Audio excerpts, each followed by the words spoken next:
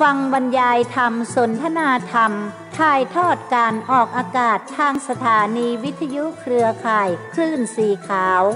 23สถานีทั่ว8จังหวัดภาคเหนือและระบบออนไลน์เฟซบุ๊กคลื่น 104.50 วัดฝ่ายหินแม่ข่ายเวลา 4 ทุ่มพักผ่อนจำวัดวันที่12ธันวาคม2564พิธีบรรจุพระบรมสารีริกธาตุเริ่มเวลาเที่ยง9 นาทีจึงขอเชิญชวนทุกท่านได้ร่วมพิธีตามวันเวลาดังกล่าวเพื่อบุญกุศลและสร้างสิ่งยึดเหนี่ยวจิตใจแก่ผู้คนทั้ง2จังหวัดบนเส้นทางเจียงใหม่เจียงไฮ้ณม่อนพระเจ้าสี่สองเมืองดอยนางแก้วขอเชิญชวนทุกท่านไปร่วมบุญทั่วกันเน้อเจ้า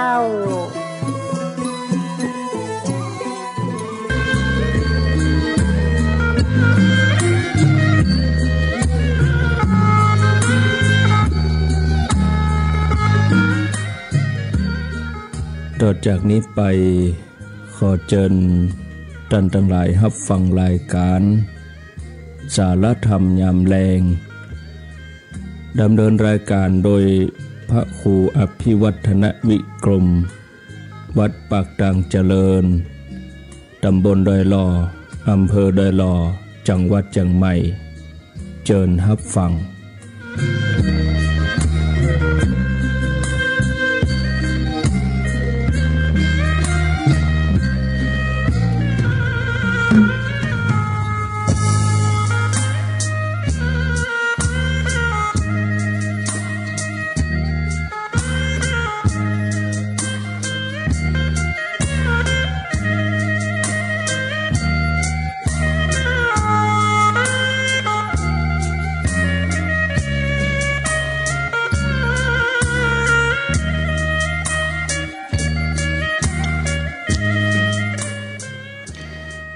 ขอนอบน้อมเอาคุณพระแก้วเจ้าทั้ง3ประการอันมีพระพุทธพระธรรมพระสงฆ์คุณพ่อคุณแม่คุณครูบาอาจารย์คุณศีลธรรมกรรมฐานจงมาปกห่มรักษาครูบาอาจารย์พระเจ้าพระสงฆ์ทุกรูปปกห่มรักษาบ่ออกไม่ออกศรัทธาตั้นสาธุชนคนดีผู้สนใจใฝ่ในธรรมทุกท่านขอถวายความเคารพแสดงความนับถือพระมหาเถระพระเถรานุเถระเจ้าคณะพระสังฆาธิการครูบาอาจารย์เจ้าที่เปิดวิทยุฟังอยู่ที่วัดที่ว่าเวลานี้เจริญปอนศรัทธาญาติโยมท่านสาธุชนคนดีปู่อุ้ยแม่อุ้ยนักศีลนักบุญเท่าแก่น้อยใจหญิงต่างหลายทุกท่านธรรมะสวัสดีสวัสดีเมื่อค่ำยามแลงเวลาดี4 โมงปะกันวันนี้เป็นวันพฤหัสบดีที่2เดือนธันวาคมพุทธศักราช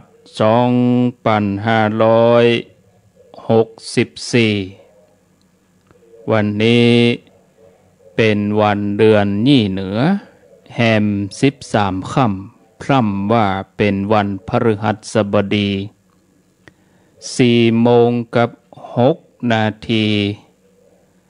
รายการที่ญาติโยมได้รับฟังจบไปแล้วนั้นเป็นรายการมรดกธรรมพื้นบ้านจัดรายการดำเนินรายการเทศนาธรรมโดยพระครูสังฆลักษณ์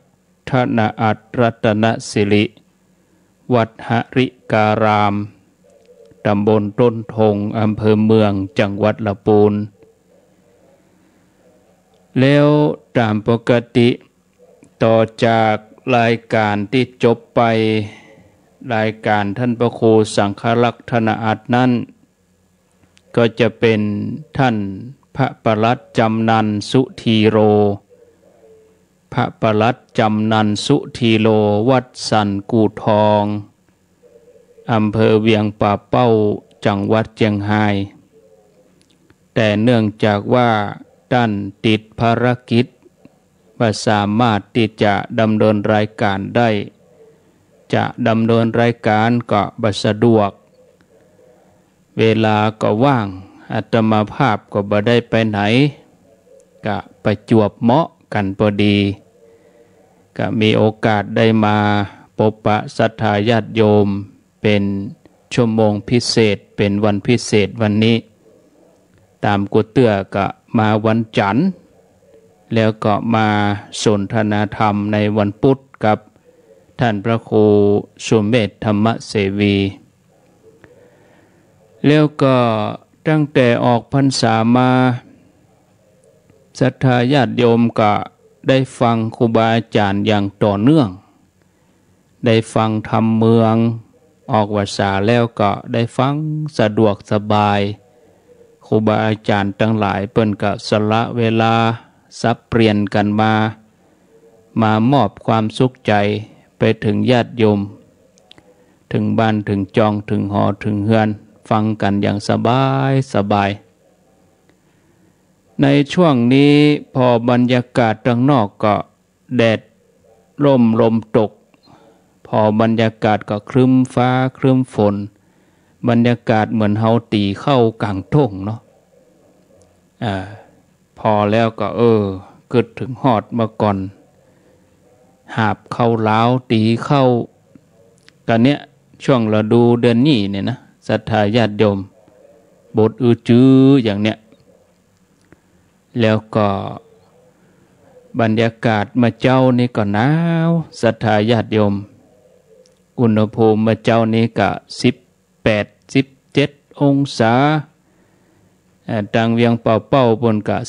15-14 องศาดังดอยดังวัดจันทร์ญาติโยมที่เปิ้นฟังรายการเปิ้นก็โทรมาว่า12 องศาโอ้โหหนาวอยู่แล้วก็เมื่อวันนี้ก็เริ่มอุ่นมาค่ำก็บัดเดี๋ยวนี้ก็ยังอากาศก็พอดีนะบ่ถือว่าร้อนล้ำไปบรรยากาศตอนนี้อุณหภูมิตอนนี้ก็26 องศาก็ถือว่าพอดีแล้วก็แหล่งค่ำก็แหล่งเย็นเด้อบัดเดี๋ยวนี้26ถ้าว่า5 โมง6 โมงแรงก็จะเป็นเวลาประมาณเป็นอุณหภูมิก็ประมาณ14มาเจ้าแล้วก็ถ้าว่าตังโดยหล่อนี่ก็ประมาณ21-22 องศาเนาะศรัทธาญาติโยมท่านทั้งหลายเอามาปะกันแล้วก็บ่เฮอได้ขาดแคลวเสียเวลาต่อไปนี้ก็จะได้นำเสนอเกี่ยวกับธรรมะคือกับศรัทธาญาติโยมทั้งหลายได้ฟังซึ่งธรรมะนั้นก็คงจะเป็นเรื่องราวของชาดกมาพอเวลาแล้วก็คงจะได้สัก2 เรื่องถ้าเวลามีนักก็ได้3 เรื่องเนาะนำเสนอเรื่องแรกก่อนญาติโยมท่านทั้งหลายเรื่องแรกสังฆเศรษฐีกับปีละกะเศรษฐีที่เป็นมิตรแต่ว่าเนรคุณเรื่องราวเป็นอย่างใดก็ลองฟังดังต่อไปนี้ในสมัยพุทธกาลโพธิสัตว์เจ้าเกิดเป็นเศรษฐีเจ้าราชคฤห์มีชื่อว่าสังฆะแล้วก็มีทรัพย์สมบัติถึง80 โกฏขณะเดียวกันที่กรุงปารณสีก็มีเศรษฐีชื่อว่าปิริยะก็มีทรัพย์สมบัติถึง80 โกฏเหมือนกันเศรษฐีถึง2 เมืองนี้ก็เป็นสหายกันต่อมาปิริยะเศรษฐี ประสบกับการค้าขายขาดทุนลูกหนี้บ่ยอมจ่ายเงินคืนพ่องกิจการก็ล่มละลายยะฮือสิ้นเนื้อประดาตัวกลายเป็นเศรษฐีอนาถาปิริยะก็จวนภรรยาเดินทางไปขอความช่วยเหลือจากเพื่อนสังฆเศรษฐีก็เดินทางด้วยเท้าเปล่าสังฆเศรษฐีหันเพื่อนมาก็ดีใจคือการต้อนรับแล้วก็มีความนับถือเลี้ยงดูอย่างดีอยู่2-3 วันต่อมาก็ถามเพื่อนว่าเพื่อนฮักเพื่อนมาหาข้านี่คือข้าช่วยเหลืออันใดพ่องปิริยะก็เล่าเรื่องความล้มเหลวความผิดพลาดค้าขายล้มละลายลงทุนอะไรอย่างก็ขาดทุนจนหมดตัวสังฆเศรษฐีได้ฟังอย่างอันเปิ้นเป็นโพธิสัตว์เจ้าเนาะก็มีความหันใจฟังแล้วก็หันแก่ความเป็นเปื้อนก็เลยแบ่งเงินให้เกิงหนึ่งก็คือ40 โกฏบ่เต่าแต่นั้นก็ยังแบ่งทรัพย์ต่างๆไปแถมตัวบ่ว่าจะเป็นงัวบ่ว่าจะเป็นล้อบ่ว่าจะเป็นทองคำปิริยะก็โคนปิกเมืองปารณสีแล้วก็ได้ตั้งต้นเป็นเศรษฐีเหมือนเดิมเวลาต่อมาภัยที่ปิริยะเศรษฐีเคยประสบก็ได้เกิดแก่สังฆเศรษฐีผู้เป็นเปื้อนอันเป็นโพธิสัตว์เศรษฐีโพธิสัตว์เจ้าก็นึกถึงสหายเก่าคือปิริยะที่เคยช่วยเหลือเกิดว่าเฮาได้เคยช่วยเหลือเปื้อนไว้อย่างมากมายด้วยการยอมแบ่งทรัพย์ไว้ให้ตึงเกิงหนึ่งเฮาควรจะเข้าไปหาเขาเมื่อเขาฮู้เรื่องราวของเฮาแล้วเขาคงจะบ่ทอดทิ้งเฮาโพธิสัตว์เจ้าสังฆเศรษฐีก็จวนภรรยาเดินทางไปกรุงปารณสีซึ่งเศรษฐีโพธิสัตว์เจ้านี่เปิ้นอยู่ที่กรุงราชคฤห์ส่วนเปื้อนปิริยะอยู่ที่เมืองปารณสีก็เดินทางโดยเท้าเปล่าเหมือนกันไปถึงนอกกรุงสังฆเศรษฐีก็อินดูภรรยาก็เลยขอให้ภรรยาอยู่นอกเมืองบริเวณศาลาที่พักเกิดว่าเมื่อตัวเองไปถึงบ้านเปื้อนแล้วเปื้อนนี้ก็จะส่งรถส่งบริวารมาฮับภรรยาเข้ากรุงไปเมื่อไปถึงบ้านของปิริยะเศรษฐีสังฆเศรษฐีโพธิสัตว์เจ้าก็ให้คนไปบอกปิริยะว่าขณะนี้สหายของท่านชื่อว่าสังฆเศรษฐีเดินทางมาจากกรุงราชคฤห์จะมาขอเข้าพบ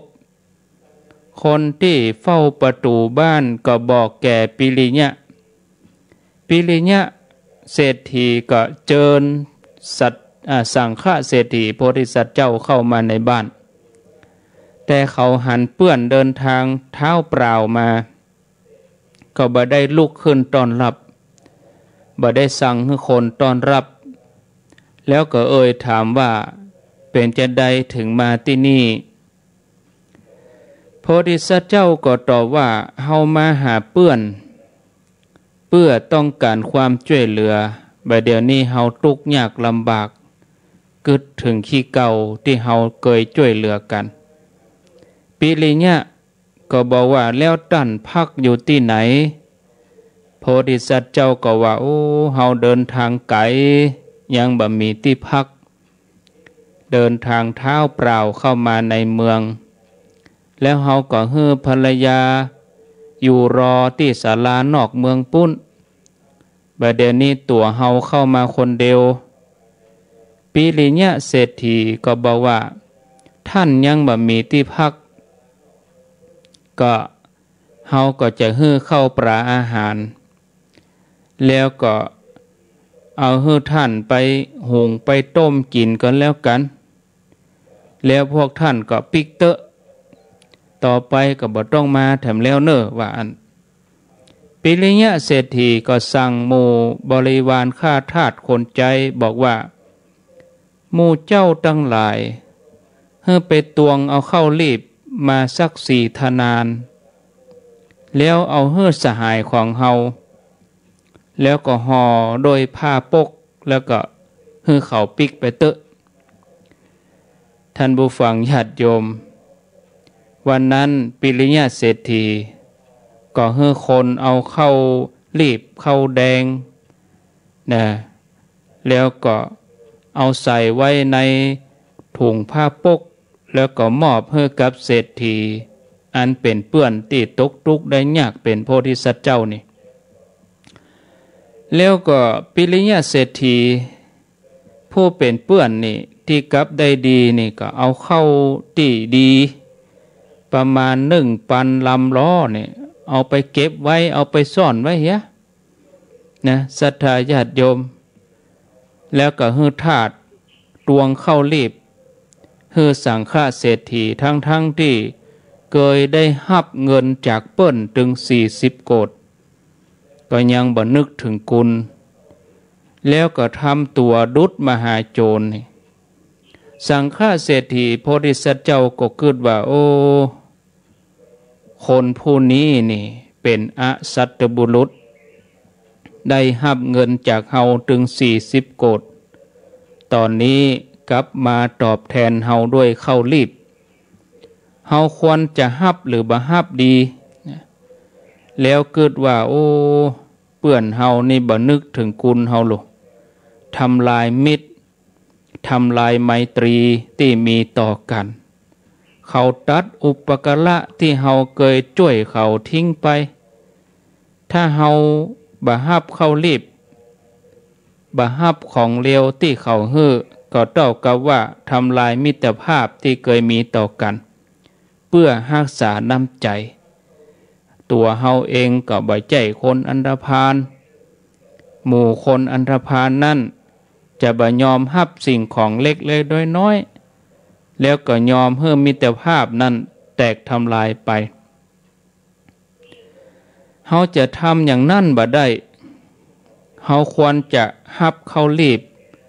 เพื่อที่จะดำรงมิตรภาพไว้อย่างน้อยเฮาก็จะได้จดจำไว้ว่าเฮาได้เคยดูแลเฮาเคยได้มอบสมบัติให้เขาแล้วเฮาก็จะได้จำไว้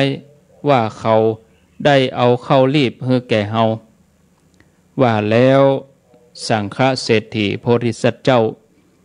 ก็ห่อเข้ารีบถึง4 ธนานโดยผ้าปกลงจากเฮือนของปิริยะเศรษฐีก้มหน้าก้มตาเตี้ยวไปแล้วก็ไปถึงที่พักของภรรยาที่อยู่นอกเมืองภรรยาโพธิสัตว์เจ้าหันสามีเดินทางมาเท้าเปล่าเหมือนเดิมก็เลยถามว่าอ้ายเฮ้ยสหายของท่านเฮืออันหยังมาพ่องสังฆเศรษฐีก็ตอบว่าปิริยะเศรษฐีสหายของเฮานั่นได้ฮือเข้ารีบได้ฮือเข้าเปลี่ยนมาอยู่4 ธนานแล้วก็ตัดรอนความสัมพันธ์ที่เป็นเพื่อนกันกับเฮาแล้วผู้เป็นภรรยาก็บอกว่าแล้วอ้ายจะรับเอาเข้าของเขามาเนี่ยหยังมันกู้ควรก่อกับเงินที่อ้ายเคยให้เขาถึง40 โกฏนั้นภรรยาก็ร้องไห้โพธิสัตว์เจ้าก็ปลอบภรรยาว่าเธออย่าร้องไห้เลยเฮาเก่งว่าถ้าบ่รับเขาก็จะเสียมิตรภาพเสียน้ำใจรับไว้เพื่อรักษามิตรไว้อย่างน้อยเฮาก็จะได้จำไว้ว่าเขาเคยให้เขารีบเข้าเปลี่ยนอย่างน้อยเฮาก็บ่ได้เป็นฝ่ายทำลายมิตรภาพก่อนโพธิสัตว์เจ้าก็กล่าวต่อไปแถมว่ามิตรไมตรีของคนพาลแตกร้าวง่ายเพียงแค่การบรับสิ่งของเพราะฉะนั้นตัวปี้ ก็เลยฮับเอาเข้ารีบเข้าเปลี่ยนจำนวน4 ทนานตัวปี้เกิดว่ามิตรไมตรีของเฮาอย่าได้แตกร้าวขอให้มิตรไมตรีของเฮาจงอยู่ต่อไปผู้เป็นภรรยาฟังสามีกล่าวอย่างนี้ก็ร้องไห้ขณะนั้นคนฮับใจที่สังฆเศรษฐีเกยมอบให้เป็นคนใจปิริยะเศรษฐีเดินผ่านมาได้ยินเสียงเจ้านายเก่าอู้กันเตียวเข้าไปใกล้ๆหันใส่เจ้านายเก่าร้องไห้ก็เลยเตียวเข้ามาพอในศาลาที่พักเมื่อหันเจ้านายเก่าตัวเองกับนายหญิงก็ดีใจคนใจก็กราบลงแทบเท้าถามถึงเหตุที่มาที่ไปและเป็นจะใดเจ้านายถึงตกอับตกยากมานั่งให้อยู่ที่นี่2 คนสังฆเศรษฐีโพธิสัตว์เจ้าก็เล่าเรื่องให้คนใจฟังคนใจคนนั้นเข้าใจแล้วก็เจอนายเก่าถึง2ไปพักที่บ้านตัวเองฮือกินข้าวอาบน้ำเรียบร้อยจากนั้นก็ห้องบรรดาข้าทาสที่เคยเป็นทาสเก่าที่เคยอยู่กับสังฆเศรษฐีโพธิสัตว์เจ้ามาประชุมกันซึ่งทาสทั้งหลายนั้นเป็นคนใจเก่าที่โพธิสัตว์เจ้ามอบแบ่งกึ่งให้กับเปื้อนอันเป็นเศรษฐีตกยากในครั้งก่อนเมื่อคนใจทั้งหลายมาประชุมกันก็แจ้งข่าวว่าบัดเดี๋ยวนี้น่ะเจ้านายของเฮามาอยู่ที่นี่หมู่เฮาต้องหาทางช่วยเหลือนายเฮาช่วยกันดูแลปรนนิบัติดูแลบำรุงท่านให้ดี3 วันต่อมาหมู่คนใช้ตึงหมดปากันไปรวมตัวที่ลานหลวงของพระราชวังของพญาเจ้าเมืองปารณสีกล่าวร้องทุกข์เรื่องราวตึงหมดเพื่อจะให้พญาเจ้าเมืองได้ทรงทราบพญาเจ้าเมืองได้ฟังแล้วก็ได้ตรัสเรียกนำตัวเศรษฐีถึง2มาเข้าเฝ้าเมื่อมาเข้าเฝ้าแล้วพญาเจ้าเมืองก็ตรัสถามสังฆเศรษฐีโพธิสัตว์เจ้าว่าท่านเศรษฐีได้ยินว่าตัวท่านเนี่ยได้มอบทรัพย์ถึง40 โกฏให้กับปิริยะเศรษฐีแม่นกอสังฆเศรษฐีโพธิสัตว์เจ้าก็กราบทูลว่าข้าแด่มหาราชเจ้าบ่ใช่เพียงแต่ทรัพย์อย่างเดียวต่ออันที่ข้าพระองค์ยกให้เขาแม้แต่บ่าวแต่ไพร่ทองคำเกวียนล้องัวควายข้าพระองค์ก็มอบให้เขาอย่างละครึ่งแบ่งเกิงกับข้าพระองค์เลยข้าพระองค์ยกให้เขาข้าพระองค์แบ่งทรัพย์ต่างๆที่ข้าพระองค์มีออกเป็น2 ส่วนเท่ากันแล้วก็แบ่งให้เขาไปพระเจ้าข้าพญาเจ้าเมืองก็ถามปิริยะเศรษฐีเป็นความจริงก่อปิริยะเศรษฐีสังฆเศรษฐีคนนี้เคยมอบสมบัติให้ถึงเกิงนึ่งเป็นความจริงก่อปิริยะเศรษฐีก็ยอมรับว่าเป็นความจริงพระเจ้าข้าพญาเจ้าเมืองตรัสถามว่าตอนนี้เปิ้นเดือดร้อนยอมบากหน้ามาหาได้กระทำสิ่งใดตอบแทนผู้มีพระคุณพ่องก่อปิริยะเศรษฐี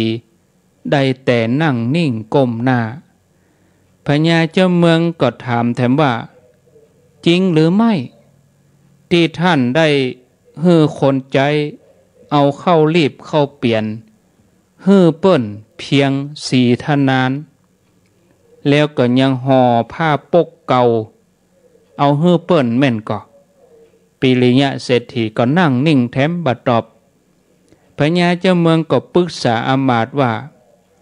พวกท่านหันหรือยังเฮาควรทำอย่างใดดีกับเศรษฐีคนนี้แล้วพระองค์ก็ทรงดุด่าปิริยะเศรษฐีเป็นอันนักดุด่าว่าเป็นคนพาลคนเนรคุณ จากนั้นพญาเจ้าเมืองก็ตัดสินให้เจ้าหน้าที่รีบทรัพย์ทั้งหมดที่อยู่ในบ้านของปิริยะเศรษฐียกให้เป็นของสังฆเศรษฐีโพธิสัตว์เจ้า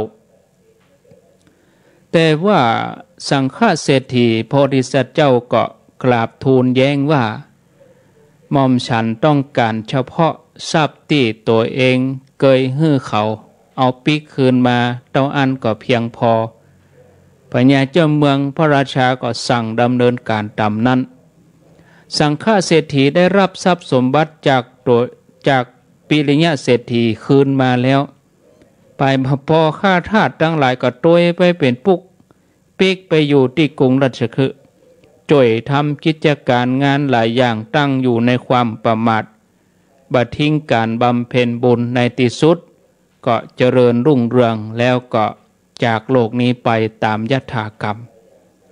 อันนี้ปรากฏในชาดกที่ชื่อว่าอสัมปทานชาดกก็ได้คติสอนใจว่าคนบางคนหู้บุญคุณแต่ปากมาถึงกาละที่จะต้องทำตอบแทนก็บ่ได้ทำอย่างจริงจังอย่างแน่แต่อย่างปรากฏเรื่องต่อไปญาติโยมทั้งหลายอันนี้เป็นเรื่องพรหมทัตราชกุมารชีวิตคิดอาฆาตแค้นครูเรื่องราวเป็นอย่างใดก็ลองฟังกันไปดังต่อไปนี้ในอดีตการ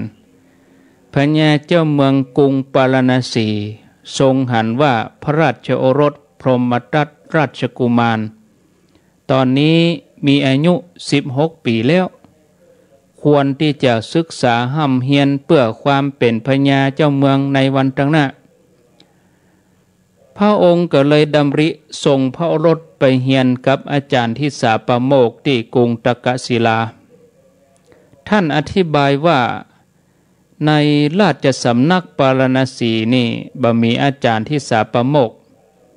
คำว่าอาจารย์ที่สาปโมกนี่หมายถึงอาจารย์ผู้เป็นประธานในทิศคือหมายถึงอาจารย์ที่มีชื่อเสียงโด่งดังก็จะมีก้าสำนักที่เมืองตกศิลาต่ออันอาจารย์นี่ก็เปิ้นมีไว้สำหรับสอนคนในราชสำนักมีธรรมเนียมเก่าแก่อยู่อย่างหนึ่งว่าพญาเจ้าเมืองนี่จะต้องส่งพระราชโอรสของตนไปเฮียนที่สำนักภายนอกเมืองต่ออันด้วยเหตุผลอยู่ 3-4 ข้อเหตุผลอย่างใด 1. เพื่อขจัดความถือตัว 2. เพื่อฝึกความอดทนอดกลั้นต่อความหนาวต่อความร้อนต่อความลำบากแล้วก็ 3. เพื่อที่จะได้เรียนรู้จารีตประเพณีฮือตันต่อโลกก่อนเดินทางพญาเจ้าเมืองพระราชาก็พระราชทานสิ่งของ3 อย่างนี้ให้แก่พระโอรสคือ 1. ฉลองพระบาท 2. เป็นจ้องเป็นร่มเป็นจ้องใบไม้แล้วก็ 3. มอบเงินให้เพียง1 ปันกหาปณะก่อนไปพระราชาก็ให้โอวาทพระราชกุมารพรหมทัตก็รับสิ่งของแล้วก็ถวายบังคมลาพระชนกชนนีแล้วก็เดินทางเสด็จไปก็ไปถึงเมืองตกศิลาสอบถามว่าบ้านอาจารย์ที่สาปโมกมีตั้งใดคนก็บอกเมื่อไปถึงก็หันอาจารย์นั่งกำลังพักหลังจากที่สอนลูกศิษย์แล้วเจ้าชายพรหมทัตราชกุมารนี่ก็ถอดรองเท้าแล้วก็ลดล่มลงแล้วก็ยืนไหวอยู่อาจารย์รู้ว่ามานพคนนี้คงเดินทางมาไกลแล้วก็เหน็ดเหนื่อยมากมายอาจารย์ก็เลยทำการสงเคราะห์แขกที่มาเยือนเจ้าชายพักผ่อนแล้วก็เสวยอาหารแล้วไหวอาจารย์แล้วก็ยืนอยู่อาจารย์ก็ถามว่าเธอมาจากไหนพระราชกุมารพระโอรสพรหมทัตราชกุมารนี่ก็ตอบว่ามาจากกรุงปาราณสี อาจารย์ที่สาปโมกข์ก็ถามว่าแล้วเธอเป็นลูกไผก็ตอบว่าเป็นพระโอรสของพระเจ้าปารณสีมาที่นี่ก็เพื่อจะมาห้ำเรียนศิลปวิทยาอาจารย์ก็ถามว่าองค์ชายพระองค์ได้นำเงินส่วนตัวติดตัวมาตัวยพ่องก่อพระองค์จะต้องจ่ายค่าเรียนหรือว่าทำงานแลกกับวิชาความรู้พระโอรสก็ตอบว่าตัวข้าพเจ้าได้เอาทรัพย์ติดตัวมาเพียง1 ปันกหาปณะแล้วก็วางถุงเงินไว้แถบเท้าอาจารย์แล้วก็มอบตัวเป็นลูกศิษย์กราบมอบลงไปมอบตัวเป็นลูกศิษย์ในสำนักของอาจารย์ที่สาปโมกข์นี่นะก็เพิ่นจะมีลูกศิษย์อยู่2 ประเภทเนาะประเภทที่1ก็คือลูกศิษย์ที่ให้เงินเป็นก้าเฮียนก็คือเป็นศิษย์ที่เป็นลูกคนรวยนะบ่ต้องทำงานไอ้หยังเฮียนอย่างเดียวก็คือว่าเปิ้นมีเงินส่งให้ถ้าเป็นอย่างบัดเดียวนี้ก็มีเงินจ่ายค่าเทอมเนาะจ่ายค่าเฮียนจ่ายค่าอะไรอย่างต่างๆแล้วประเภทที่2นี่ก็คือลูกศิษย์ที่บ่มีเงินลูกศิษย์ประเภทคนทุกข์คนยากลูกศิษย์ประเภทนี้ก็จะต้องทำงานให้อาจารย์นะถึงเวลาเมื่อวันถึงเวลาแมลงนะเพื่อจะแลกกับการห้ำการเฮียนพอดีพระราชกุมารพรหมทัตก็พระองค์ก็ทรงตั้งใจเฮียนห้ำเฮียนอย่างดีวันหนึ่งเจ้าชายก็ติดตามอาจารย์ไปอาบน้ำที่ต้าน้ำแล้วก็มีมานพคนอื่นๆติดตามไปตัวยต้องเดินผ่านบ้านแม่อุ้ยคนหนึ่งแม่อุ้ยคนนี้ก็เอาเม็ดงาออกมาตากก็ใช่เป็นงาอย่างที่เขาเอาศูนย์เข้านะที่เขาเอาแป้งเข้านึกงานะกันเนาะก็เอามาตากแดดไว้ใส่ดงตากแดดไว้แล้วแม่อุ้ยคนนี้ก็เฝ้าอยู่ใกล้ๆป้องกันบ่ให้นกมากินงาเจ้าชายนี่ก็เดินผ่านมาหั่นใส่เม็ดงาใครอยากกินก็เลยย่วมเอาไปเหี่ยกำเกี้ยวใส่ปากแม่อุ้ยหั่นแล้วก็บอกว่าอันยังเกิดว่าอันนี้เราอ่อนนุ่มนี่ใครถ้าใครได้ใครกินก็บอกว่าอันยังวันต่อมาเจ้าชายก็ตัวอาจารย์ไปตีต้าน้ำแถมแล้วก็ลักเอางาเนี่ยมาใส่ปากกินแถมแม่อุ้ยคนนี้ก็บอกว่ายังแถมวันที่2วันที่3เจ้าชายก็ไปยังขโมยเอางามากินแถมกำนี้แม่อุ้ยคนนี้หันแล้วก็นิ่งบ่ได้ละนะแล้วก็ยกมือตึงปิดใบหน้าแม่อุ้ยคนนี้เอามือปิดใบหน้าแล้วก็ส่งเสียงร้องให้คร่ำครวญให้อาจารย์ได้ยินว่าอาจารย์ที่สาปโมกข์ใจให้ลูกศิษย์มาป้นฉันอาจารย์ได้ยินอย่างอันก็ปิกมาว่ายายจะไปอู้อย่างอันแต่กี้ยายอู้อันยังแม่อุ้ยคนนี้ก็บอกว่าศิษย์ของท่านเนี่ยมาขโมยงาของข้าไปกินมา3 วันก็กิน3 วันวันละกำมือเม็ดงาของฉันจะเหลือเหี่ยเท่าใดเนี่ยมีก็หมดไปเสี่ยงไปอาจารย์ก็บอกว่าแม่อุ้ยบ่ต้องร้องไห้เดี๋ยวอาจารย์จะชดใช้ค่าเสียหายให้แม่อุ้ยเนอะแม่อุ้ยคนนี้ก็บอกว่าฉันบ่ต้องการชดใช้อย่างนั้นแต่ขอให้ท่านได้สั่งสอนอบรมลูกศิษย์ให้ดีอาจารย์ก็บอกว่าถ้าอย่างนั้นข้าพเจ้าก็จะสั่งสอนต่อหน้าเนี่ยเนอะแล้วก็ให้มานพ2 คนเนี่ยกำแขนเจ้าชายจากนั้นอาจารย์ก็ใจไม่แท้เคี่ยนเจ้าชาย3 เตื้อเพราะว่ามาลักงาแม่อุ้ยคนนี้3 ครั้งแล้วก็สอนว่าตอนนี้ไปเธออย่าทำอย่างนี้แถมเจ้าชายพรหมทัตก็มีความโกรธจัดเลยในตาแดงกำพออาจารย์ตั้งแต่เท้าถึงหัว อาจารย์ที่สาปโมกข์ก็รู้ว่าเจ้าชายคนนี้โกรธแต่อย่างอันเจ้าชายก็เฮียนไปแล้วก็มีความโกรธว่าโดนอาจารย์เคี่ยนต่อหน้าคนอื่นตัวเก่าเป็นเจ้าชายแต่เกิดความแค้นอาฆาตว่าถ้ามีวาสนาโอกาสเฮาจะฆ่าอาจารย์นี่นะเมื่อเฮียนจบเจ้าชายก็ทำทีทำท่าเป็นเคารพฮักอาจารย์ล่ำลาแล้วก็บอกว่าอาจารย์ครับเมื่อใดที่ผมได้ครองราชเมืองปาราณสีแล้วผมจะส่งข่าวมาถึงเพื่ออาจารย์ไปเยี่ยมไปแอวหาผมเด้อพระราชกุมารก็ไปถึงพระนครปาราณสีกราบถวายบังคมเสร็จเรียบร้อยก็แสดงศิลปะวิทยาที่ห่ำเฮียนมาให้พระชนกพระชนนีได้ทอดพระเนตรพระราชาก็ตรัสกับมเหสีว่าหมู่เฮายังมีชีวิตอยู่เนี่ยหมู่เฮาไข่หันลูกของเฮามีความสง่างามในราชสมบัติเสร็จแล้วพญาเจ้าเมืองก็สถาปนาพระโอรสให้ครองราชสมบัติเจ้าชายก็ขึ้นครองราชเป็นพระเจ้าพรหมทัตเป็นกษัตริย์องค์ใหม่เมืองปาราณสีกษัตริย์องค์ใหม่เมื่อได้ครองราชสักระยะหนึ่งก็กึดถึงอาจารย์แล้วก็ยังมีความเกลียดความแค้นอยู่ในใจก็ส่งทูตไปบอกให้อาจารย์บอกว่าตอนนี้ลูกศิษย์ของท่านได้ขึ้นครองราชย์แล้วใครให้อาจารย์เดินทางไปร่วมยินดี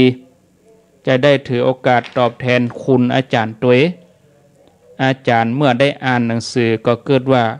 ตอนเขามาเฮียนนี้เขายังเป็นละอ่อนอยู่ยังบ่ฮู้จักคิดบ่ฮู้จักแยกแยะยังบ่เข้าใจเจตนาที่เฮาลงโทษที่เฮาเคี่ยนเขาตอนนี้เขาใหญ่ขึ้นมาแล้วเขาสามารถจะเข้าใจเจตนาของเฮาได้แล้วเฮาควรไปเยี่ยมเขาพ่องถ้าจะดี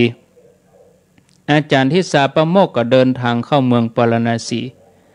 แล้วก็ยืนที่ประตูวัง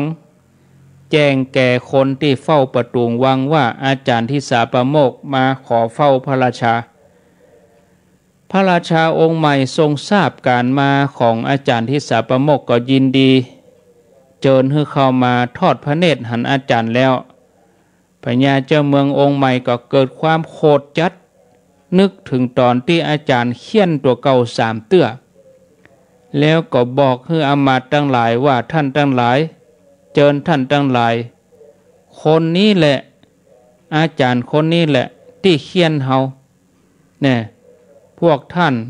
พอแผ่นหลังของเฮานี่เป็นห้อยนี่โดนอาจารย์นี่เคี่ยนยังปวดแสบปวดห้อนมาจนถึงปัจจุบันนี้บัดเดี๋ยวนี้อาจารย์คนนี้เดินทางเข้ามาหาความตายโดยที่บ่ฮู้ว่าตัวเองจะตายวันนี้อาจารย์คนนี้ต้องตายวันนี้จากนั้นพญาเจ้าเมืององค์ใหม่ก็บอกว่าการที่ท่านให้คนกำแขนเฮาแล้วก็เคี่ยนเฮาด้วยไม้แส้ไม้ไผ่เพียงเพราะว่าเฮากินงาอยู่3 วันการถูกเคี่ยนครั้งนั้นฝังอยู่ในใจของเฮาจนถึงบัดนี้ท่านอาจารย์ท่านคงบ่ได้อะไรใยดีในชีวิตแล้วเลยเดินทางมาถึงเฮาผลกรรมที่ท่านทำได้ให้คนยับแขนเฮา2 ครั้งแล้วก็เคี่ยนเฮา3 ครั้งบัดเดี๋ยวนี้ผลนั้นกำลังจะตวยสนองท่านวันนี้เมื่อพระราชาองค์ใหม่ยกความตายขึ้นมาข่มขู่อาจารย์ที่สาปโมกข์ก็บอกว่าอารยชนก็คือผู้ที่มีความประพฤติอันประเสริฐที่นี้หมายถึงตัวอาจารย์บางคนย่อมกีดกันคนกระทำความชั่วโดยอาทยาคือการลงโทษเฆี่ยนตีการกระทำนั้นถือว่าเป็นการสอนไม่ใช่เป็นการก่อเวรบัณฑิตทั้งหลายย่อมรู้เหตุอย่างนี้หมู่อมาตย์ฟังคำอธิบายของอาจารย์เสร็จแล้วก็กราบทูลเตือนพญาเจ้าเมืององค์ใหม่ว่าขอเดชะกรรมที่ท่านอาจารย์อู้มาเป็นความจริง ความเป็นใหญ่ที่พระองค์ได้รับอยู่ทุกวันนี้ตามความจริงแล้วก็คือพระองค์ได้รับวิชาความรู้จากอาจารย์นั่นเองพญาเจ้าเมืองพมทัตองค์ใหม่ก็เข้าใจการกระทำของอาจารย์ทันทีว่าอาจารย์ของเฮามีอุปการะต่อเฮาอย่างนักแล้วพระองค์ก็ทรงรีบขอขมาแล้วก็ตรัสยกราชสมบัติให้อาจารย์แต่อาจารย์ปฏิเสธบ่ฮับสมบัติอันใดนอกจากต้องการให้พระองค์เข้าใจเจตนาดีในวันนั้นพญาเจ้าเมืองพระองค์ใหม่ต้องการตอบแทนกุลของอาจารย์ก็ส่งคนไปฮับลูกภรรยาของอาจารย์ที่สาประโมกให้มาอยู่ประจำเมืองปารณสีแล้วก็พระราชทานยศให้เป็นปุโรหิตแล้วก็ดำรงตนในฐานะพระราชบิดาแล้วประพฤติตามโอวาทอาจารย์ปกครองแผ่นดินด้วยทศพิธราชธรรมพร้อมกับบำเพ็ญบุญทั้งหลายจนหมดอายุไขศรัทธาญาติโยมได้คติสอนใจว่าการเขียนตีศิษย์ของครูบาอาจารย์เป็นส่วนหนึ่งของการสอนบ่ใช่การลงโทษแบบคนที่ต้องอาทยาคงจะพอดีกับเวลาพอดีเนาะญาติโยมเนาะ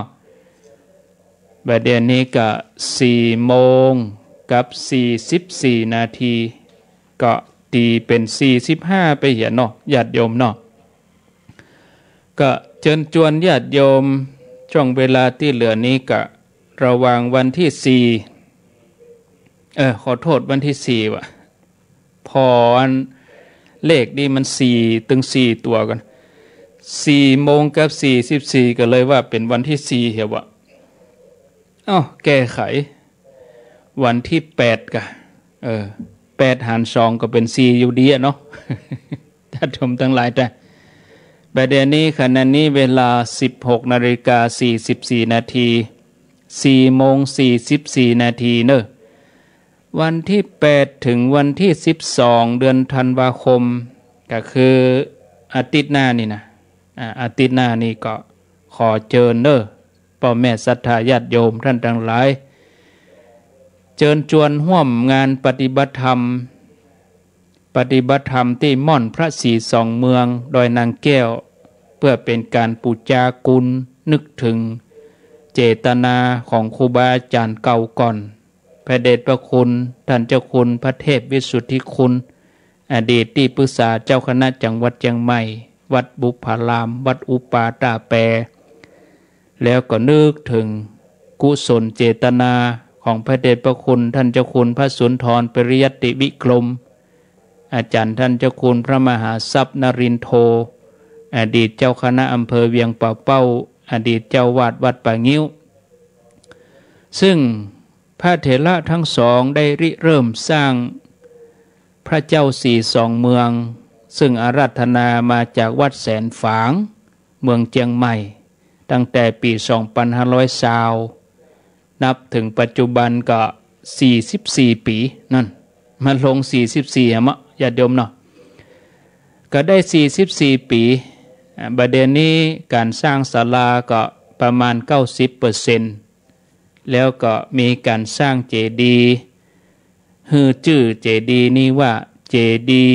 สี่สองเมืองเป็นจะได้ถึงชื่อเจดีย์สี่สองเมืองเป็นจะได้ชื่อพระเจ้าสี่สองเมืองคำว่าพระเจ้านั่นคือพระพุทธรูปนั่นเองพระพุทธรูปก็คือพระเจ้าสี่สองเมืองอย่างพระเจ้าเก้าตื้อพระเจ้าตนหลวงจ้ะนะศรัทธาญาติโยมเนาะพระเจ้าแสนแส่พระเจ้าเก้าตื้อนี่คือพระพุทธเจ้านั่นเองพระพุทธรูปนั่นนะที่ว่าสี่สองเมืองก็คือสร้างเขตรอยต่อระหว่างเมืองเจียงใหม่กับเมืองเจียงไฮ้เมืองเจียงไฮ้ก็จำลองเอาพระธาตุเจ้าโดยตุงมาไว้ที่หั่นเมืองเจียงใหม่ก็จำลองเอาพระธาตุเจ้าโดยสุเทพมาไว้ที่หั่นมาปะกันเกิงตางพอดีบัดเดี๋ยวนี้การก่อสร้างก็ใกล้จะสำเร็จไปแล้วก็จะมีการบรรจุพระบรมสารีริกธาตุในวันที่12 เวลา 12:09 นาทีก่อนที่จะ มีพิธีบรรจุพระบรมสารีริกธาตุนั่นเปิ้นก็จะมีการปฏิบัติธรรมตั้งแต่วันที่8เป็นต้นไปญาติโยมสะดวกไปวันใดก็ได้ทั้งนั้นตั้งแต่8ถึง12จะไปช่วงเจ้ากะจะไปช่วงบ่ายกะก็ไปได้เนอะของที่ญาติโยมจะเอาไปบรรจุนั้นก็เป็นวัตถุมงคลต่างๆจะเป็นเหรียญเป็นยังเป็นวัตถุมงคลเป็นแก้วเนาะเป็นแก้วเป็นแก้วจุยเจียกะเป็นแก้วโปงค่ำกะอย่างแก้วอย่างเอาไปได้หมดเนอะญาติโยมเนอะเป็นวัตถุมงคลแล้วก็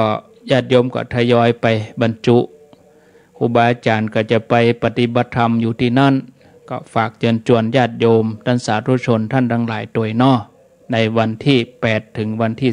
12เดือนธันวาคม2564ส่วนการเหรียญประเด็นนี้เปิ้นแปลงเหรียญเป็นที่ระลึกนะเอาไว้นึกถึงว่าครั้งหนึ่งเขาเคยได้ไปร่วมสร้างกับเปิ้นซึ่งเหรียญที่ญาติโยมจะปูจานี่ก็จะเอาเป็นกองทุนไว้หั่นเพราะตะกอนนี่บ่มีไฟเนาะ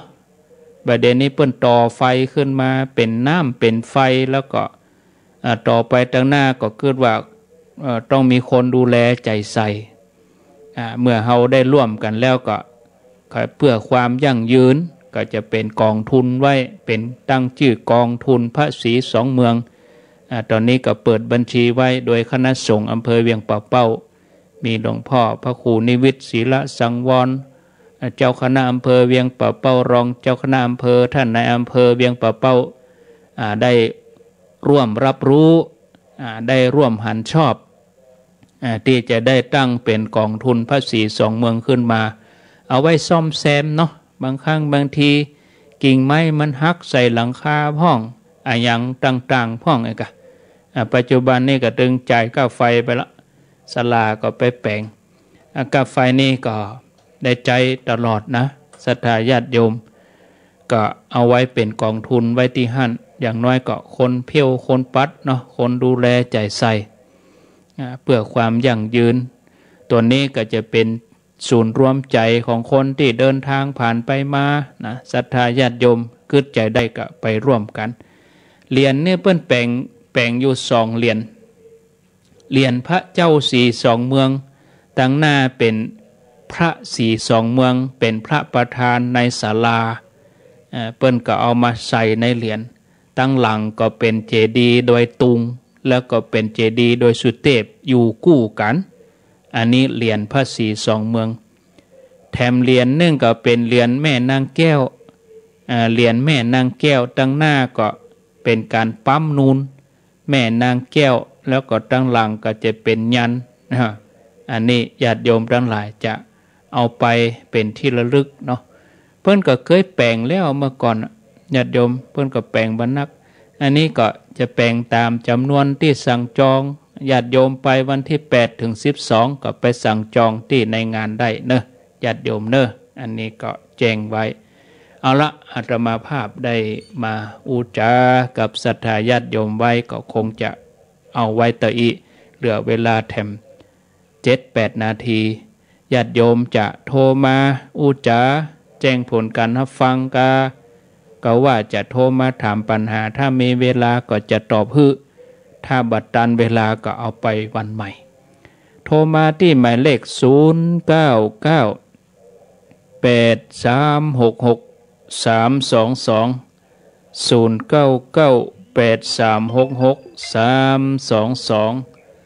เจริญปอนที่แรกอยู่ที่รถนี่หนูโอ้ติดแล้วไอ้ก็บอกเขาจะ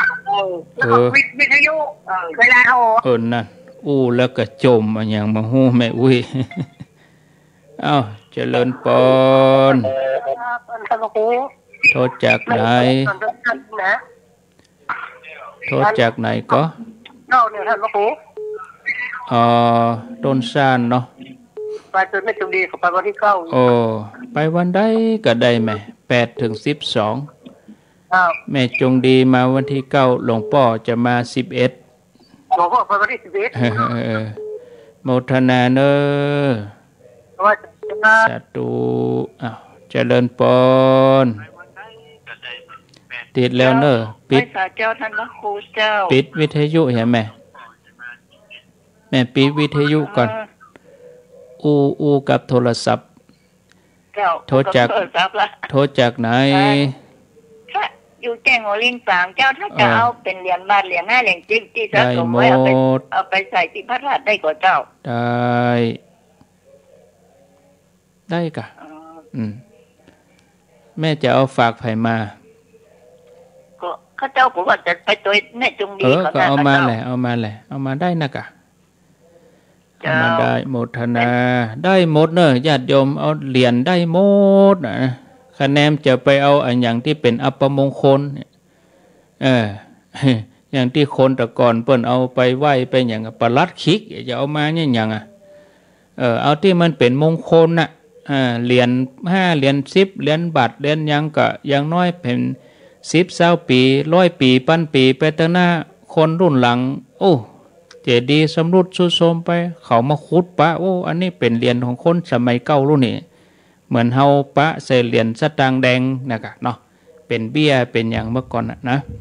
เอาไปได้ทุกอย่างเนอะแต่ว่าจะเอาไว้จันลุ่มจันบนที่ละกังเจดีย์จะเอาไว้เฉพาะพระบรมสารีริกธาตุเท่านั้นส่วนพระยังเหรียญหลวงปู่แหวนเหรียญยังเอาไปเถอะเนอะเหรียญพระนเรศวรก็ยกเว้นอย่างที่นอกเหนือจากพุทธศาสนาไอ้ไข่นี่เมื่อถ้าเอาไปเนอะ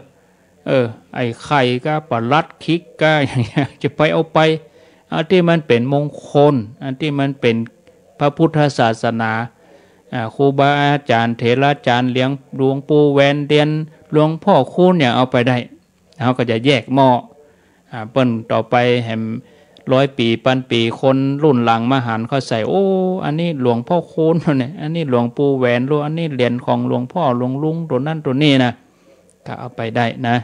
เหรียญสตางค์ก็จะแยกอันนี้เป็นหม้อนี่เป็นสตางค์หม้อนี่เป็นเหรียญหม้อนี่เป็นพระผงก็จะแยกหม้อไว้อย่างนี้ญาติโยมก็เอาไปจ่อมเพิ่นจะมีชื่อติดไว้ฮะอันนี้เป็นเหรียญอันนี้เป็นสตางค์อันนี้เป็นพระผงเพิ่นจะมีหม้อแยกคือเนอะ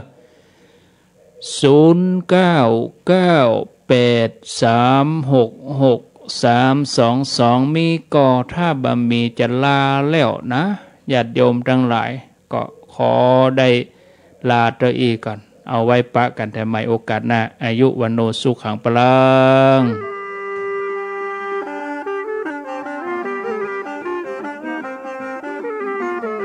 จะขอเชิญชวนพี่น้องวงวานมาร่วมในงานปฏิบัติธรรมครั้งนี้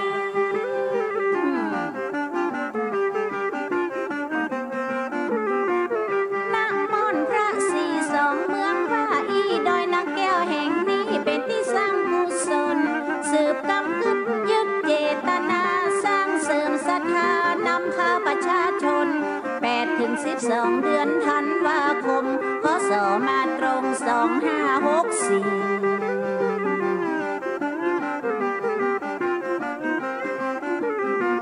เพื่อสืบทอดเจตนาครูบาอาจารย์จึงได้จัดงานกิจกรรมที่นี้ฟังเทศฟังธรรมเป็นตังนำบ่มจีจิตใจเฮานี้ต้องมีที่ยึดเหนี่ยวต่อไปจะต้องพัฒนาทางด้านจิตใจอย่าได้ห่างไกลศีลธรรมล้ำค่าสร้างความสามัคคีในหมู่คณะสงฆ์บ้านจิตใจญาติโยมพัฒนาไปพร้อม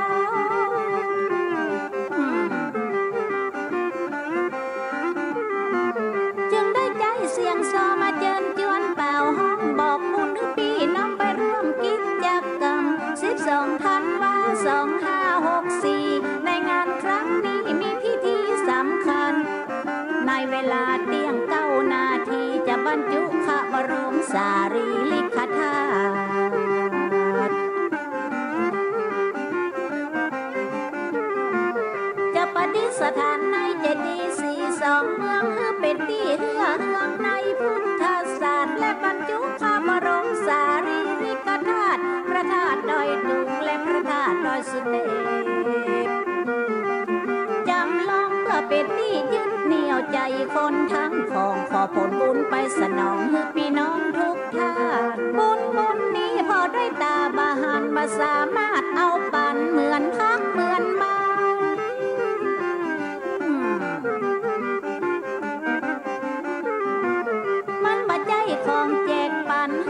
านใจมันบ่แหกออกได้เหมือนไม้ผ่ากลางเหมือนเฮากินข้าวเฮากินก็อิ่มไส้เหมือนบุญเฮาทำไว้เฮาก็ได้ผลมันเหมือนเฮาเอาเงินไปฝากธนาคารหวังงอกงามกลายเป็นขี้ดอก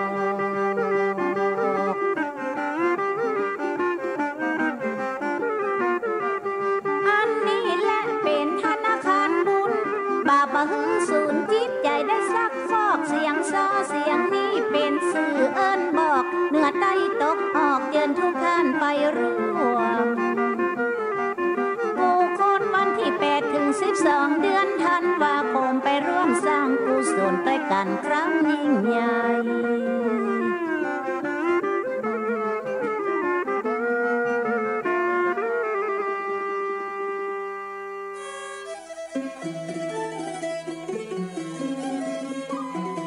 ขอเชิญร่วมงานปฏิบัติธรรมสานต่อเจตนาครูบาอาจารย์สืบกำกึดยึดเจตนาเสริมสร้างศรัทธานำพาประชาชนงานปฏิบัติธรรมณม่อนพระศรีสองเมืองดอยนางแก้วระหว่างวันที่8 ถึง 12 ธันวาคม 2564เพื่อสืบทอดเจตนาครูบาอาจารย์พระเดชพระคุณพระเทพวิสุทธิคุณกุศลคันธโรอดีตที่ปรึกษาเจ้าคณะจังหวัดเชียงใหม่และพระเดชพระคุณพระสุนทรปริยัติวิกรมทรัพย์นรินโทอดีตเจ้าคณะอำเภอเวียงป่าเป้าตลอดจนเป็นการสร้างความสามัคคีในหมู่คณะสงฆ์นำพาญาติโยมพัฒนาจิตใจฟังเทศน์และร่วมกิจกรรมพิธีบรรจุพระบรมสารีริกธาตุประดิษฐานในเจดีย์42 เมืองพระธาตุดอยสุเทพจำลอง1 องค์กำหนดการดังนี้วันที่1 ถึง 7 ธันวาคมเตรียมงานเตรียมสถานที่วันที่8 ถึง 11 ธันวาคมปฏิบัติธรรมเวลาตี 4ตื่นนอนเวลาตี 4 เกิ่งถึง 6 โมงทำวัดเจ้าเวลา 6 โมงถึง 7 โมงเจ้าทำความสะอาดสถานที่ทั่วบริเวณเวลา 7 โมงถึง 8 โมงเจ้าฉันเจ้าเวลา 8 โมงถึง 10 โมงจัดเตรียมสถาน